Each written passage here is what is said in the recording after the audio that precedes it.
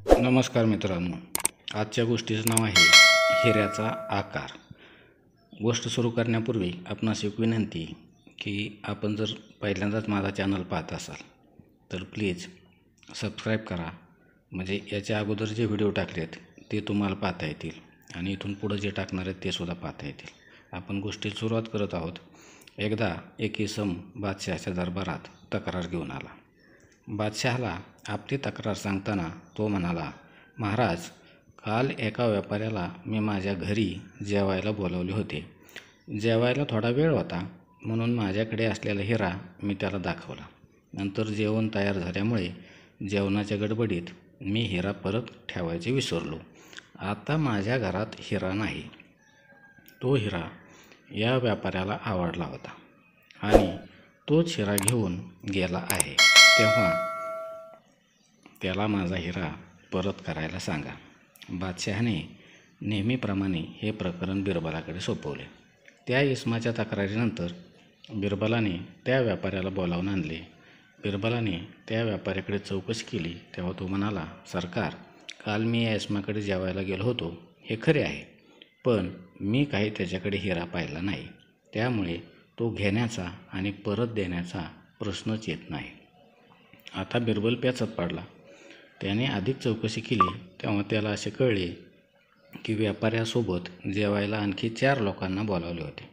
बिरबलाने त्या चौघांना दरबारात बोलावले.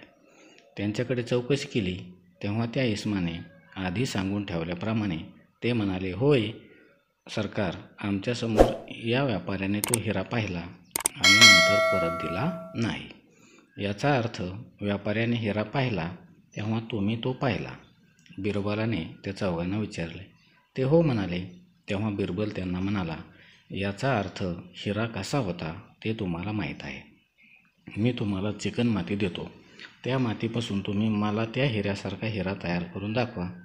बिरबलाने त्या चौघांना चिकन मातीचा गोळा दिला आणि त्या चौघांना वेगवेगळ्या कक्षात बंद करून टाकले आणि हिऱ्याचा आकार तयार करायला सांगितले. थोड्या वेळाने बिरबलाने त्या चौघांची भेट घेतली. तेव्हा चौघांनी 4 प्रकारचे हिरे तयार केले होते. एकाने हिऱ्याचा आकार वस्त्रासारखा केला होता, दुसऱ्याने त्याला सुईचा आकार दिला होता, तिसऱ्याने हिरा घानासारखा केला होता, तर चौथ्याने त्याला रंध्याचा आकार दिला होता. यावरून बिरबलाला त्या चौघांचे व्यवसाय काय आहेत ते कळले. तसेच यांनी कुणीही जन्मात हिरा पाहिला नाही. त्यामुळे तो इसम ठग असून व्यापाऱ्याला फसवण्यासाठी त्याने हिरे चोरल्याचा आरोप केला आहे हे बिरबलाने ओळखले. बिरबलाने जरासा हिसका दाखवताच तो इसम आपण ठग असल्याचे कबूल झाला.